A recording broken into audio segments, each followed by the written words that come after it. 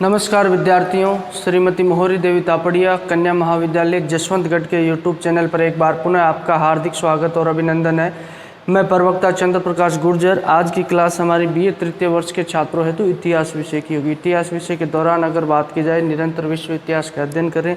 विश्व इतिहास के तहत जो पूर्वी समस्या काफ़ी बड़ा चैप्टर है जिसके बारे में हम पढ़ रहे हैं, जिसके तहत पूर्वी समस्या के तहत 3 महत्वपूर्ण घटनाएँ होती हैं, जिसमें एक तो क्रीमिया का युद्ध होता है 1856 ईस्वी, उसके पश्चात जो बर्लिन व्यवस्था होती है 1878 ईस्वी, इन दो के बारे में हमने पढ़ लिया है। और इसके पश्चात जो बाल्कन युद्ध होता है, तो बाल्कन युद्ध के बारे में हम पढ़ेंगे।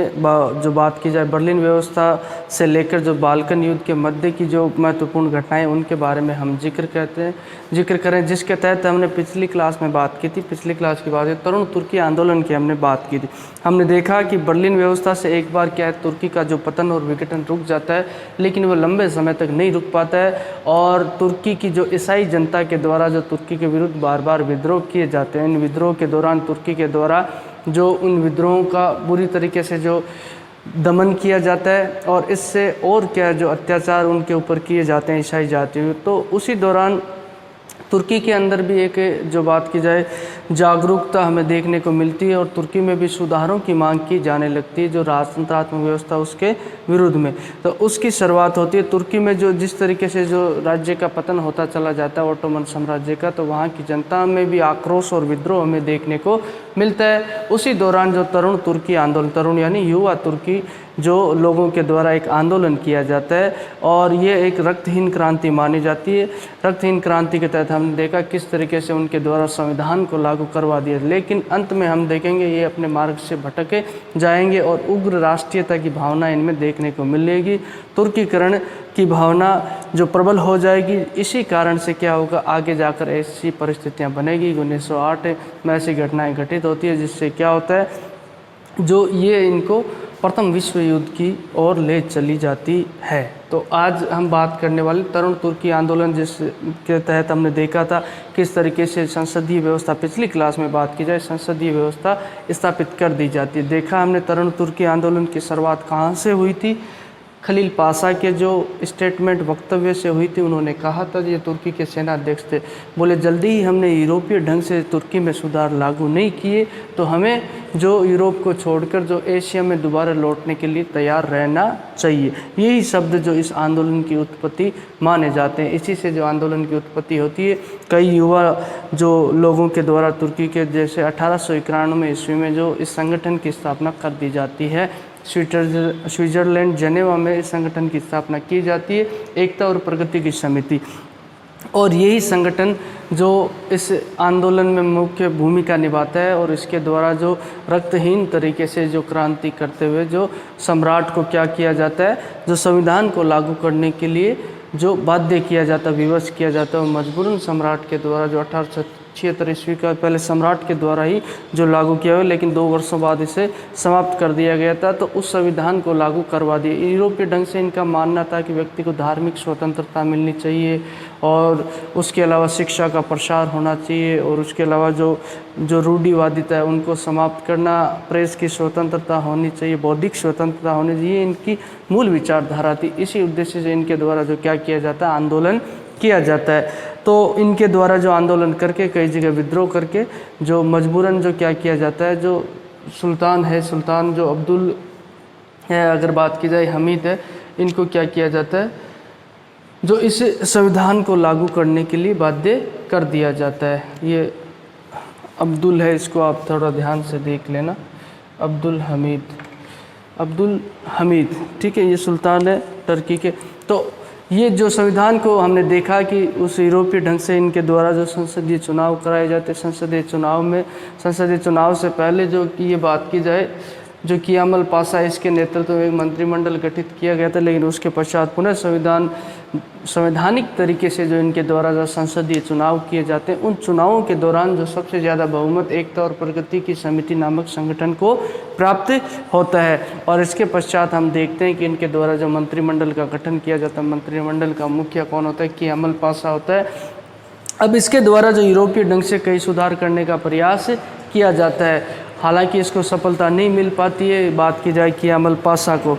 तो ये मजबूरन इसके द्वारा क्या किया जाता है, ये कठिन कार्य हो जाता है पाश्चात्य ढंग से शुरुआत, क्योंकि तुर्की में जो ऑटोमन साम्राज्य में रूढ़िवादिता हमें काफ़ी देखने को मिलती है। 1909 ईस्वी में मजबूरन इसके द्वारा क्या कर दिया जाता है, कियामल पाशा के द्वारा त्यागपत्र दे दिया जाता है, सुधार कार्य इससे नहीं हो पा रहे थे। तो उसी दौरान जब कियामल पाशा के द्वारा जो त्यागपत्र दिया जाता है, तो उसी दौरान नया जो प्रधानमंत्री कौन बनता है, हिल्मी पाशा को नया प्रधानमंत्री बना दिया जाता है। इसके द्वारा भी जो पाश्चात्य ढंग से जो सुधार कार्य करने के लिए क्या प्रयास किया जाता है, लेकिन उसको भी ज़्यादा सफलता नहीं मिल पाती है। अब इस तरीके से जो इनकी फूट का फ़ायदा उठाते हुए इनमें आपस में भी मतभेद हमें देखने को मिलता है। इस संगठन में बात की जाए तो इस संगठन का नाम क्या है, एकता और प्रगति की समिति। इन नेताओं में आपस में थोड़ा हमें जो फूट और देखने को मिलती है, मतभेद देखने को मिलता है, तो इसका फ़ायदा उठाया जाता है सुल्तान अब्दुल हमीद के द्वारा। सुल्तान अब्दुल हमीद के द्वारा क्या किया जाता है, 13 अप्रैल 1909 ईस्वी को जो बात की जाए, अपनी सेना की सहायता से जो पुनः क्या कर दी जाती है, निरंकुश तंत्र की स्थापना कर दी जाती है। निरंकुश सत्ता, निरंकुश राजतंत्र की स्थापना, जो संविधान लागू होता है उसे क्या कर दिया जाता है, जो समाप्त कर दिया जाता है। हालांकि इसकी जो ये सफलता सुल्तान अब्दुल हमीद की क्षणिक की रहती है, ज़्यादा इसको सफलता नहीं मिल पाती है। उसी दौरान जो इस युवा तुर्की संगठन का बात की जाए, जो नेता होता है महमूद सेवरुत। कौन होता है, महमूद सेवरुत। इसके द्वारा क्या किया जाता है, इसके द्वारा नेतृत्व में इसके द्वारा कई जगह विद्रोह कर दिया जाता है। इसके द्वारा इस युवा सेना के सहयोग से जो युवक तुर्की संघ होता है, इसको लेकर इसके सहयोग से इसके द्वारा जो कस्तूनतुनिया में प्रवेश किया जाता है और कस्तूनतुनिया पे अधिकार कर लिया जाता है। कस्तूनतुनिया क्या है, जो इसकी राजधानी, किसकी राजधानी है, टर्की की राजधानी है। 24 अप्रैल 1909 यानी कि कुछ समय के लिए जो इसकी सत्ता स्थापित हो जाती है, किसकी, जो सुल्तान की दोबारा से होती है निरंकुश राजतंत्र, लेकिन ये सफल नहीं हो पाता है। उसके पश्चात दोबारा जो महमूद सेवरुत के द्वारा क्या किया जाता है, जो पुनः जो इन युवक तुर्क है, जो इनके संघ के द्वारा जो अपनी सरकार स्थापित कर दी जाए। अब की बार क्या किया जाता है, महमूद सेवरुत के द्वारा जो सुल्तान अब्दुल हमीद को क्या कर दिया जाता है, जो सिंहासन से हटा दिया जाता है। अब तख्त से हटाने के पश्चात उसके छोटे भाई महमूद पंचम को सुल्तान घोषित कर दिया जाता है, और उसके अलावा जो दोबारा से जो हिल्मी पाशा है उसको क्या कर दिया जाता है, प्रधानमंत्री बना दिया जाता है। कियामल पाशा के द्वारा जो क्या किया गया था, त्याग पत्र दिया गया था, तो उसके पश्चात जो हियामल पाशा ही क्या बनता था, प्रधानमंत्री बनता है। अब संसदीय व्यवस्था और जो यूरोपीय ढंग से इनके द्वारा तुर्की में सुधार करने की प्रयास किया जाता है। शुरुआती दौर में इन्होंने देखा सभी लोगों को धार्मिक स्वतंत्रता मिल रही है, लेकिन आगे जाकर ये अपने ट्रैक से भटक जाते हैं, जिससे उद्देश्य से इनके द्वारा जो आंदोलन किया गया था, और इसी कारण ये आगे जाकर विश्व युद्ध का कारण बनता है। ऐसी परिस्थितियाँ और घटनाएँ घटित होती है। अब हमने देखा कि मोहम्मद पंचम को क्या बना दिया जाता है, दोबारा सुल्तान जो इसको हटाकर, जो सुल्तान अब्दुल हमीद को हटाकर मोहम्मद जो पंचम को बना दिया जाता है, वहाँ का सुल्तान घोषित कर लिया जाता है। अब इनकी जो पॉलिसीज ये पहले लेकर चले थे, अगर बात की जाए पहले की इनकी पॉलिसी की बात की जाए, तो इनके उद्देश्य क्या थे।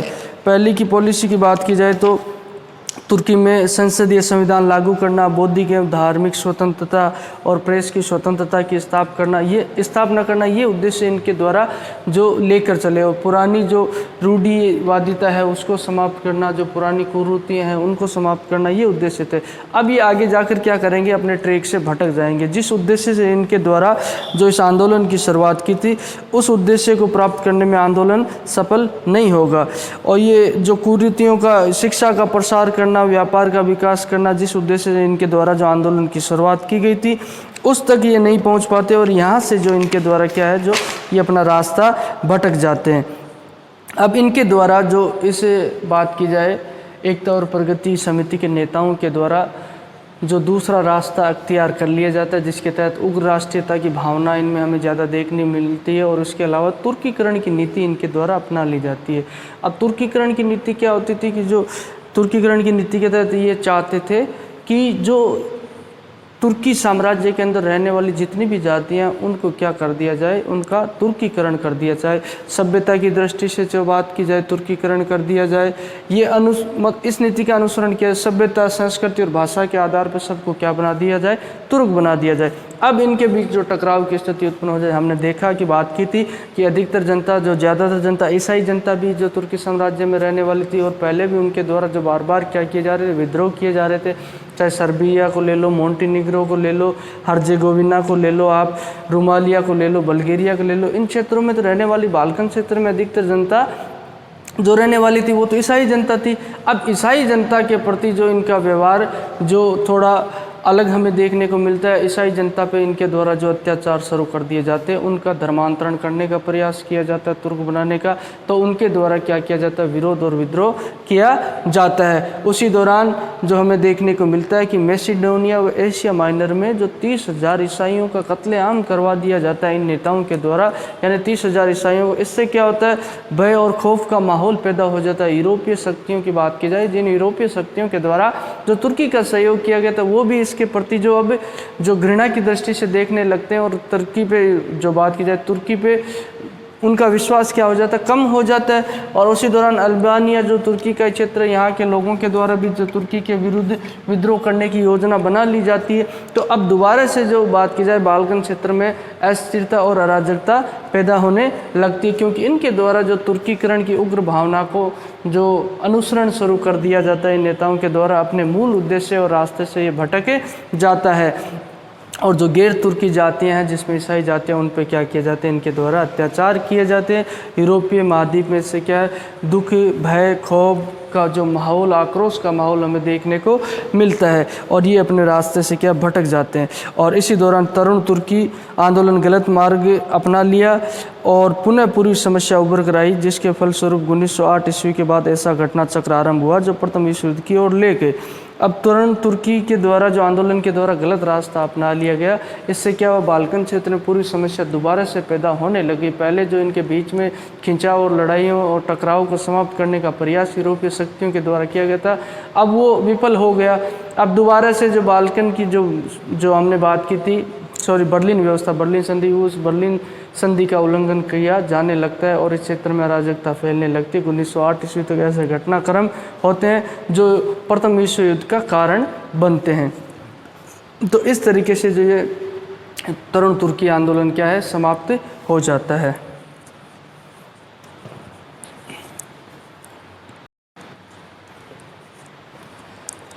तो विद्यार्थियों, आज की क्लास में हमने देखा किस तरीके से बर्लिन व्यवस्था के पश्चात जो तुर्की में सुधार लागू करने के लिए और तुर्की में सुधार करने के लिए वहाँ के युवाओं के द्वारा जो आंदोलन किया जाता है, उसे ही क्या कहते हैं, तरुण तुर्की, यानी कि तरुण यानी युवा ही कहते हैं, तो युवा तुर्की आंदोलन भी आप इसे कह सकते हो।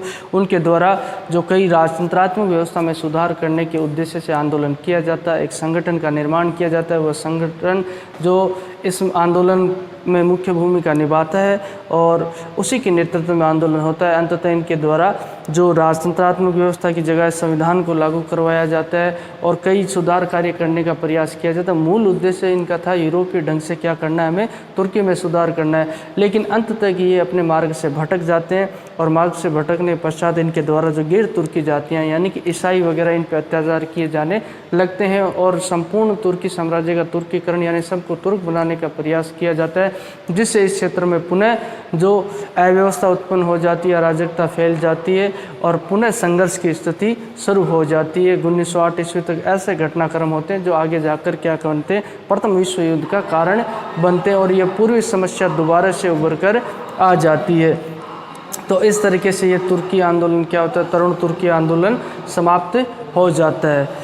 तो बोलिए, यहाँ तक आपको कोई चीज़ समझ में नहीं आई हो, किसी तरह की समस्या हो, शंका हो, तो आप निसंकोच पूछ सकते हो। इसके अलावा आपके पास जो शैक्षणिक व्हाट्सएप ग्रुप प्लेटफॉर्म अवेलेबल है, उसके माध्यम से भी आप अपनी बात मुझ तक पहुँचा सकते हो।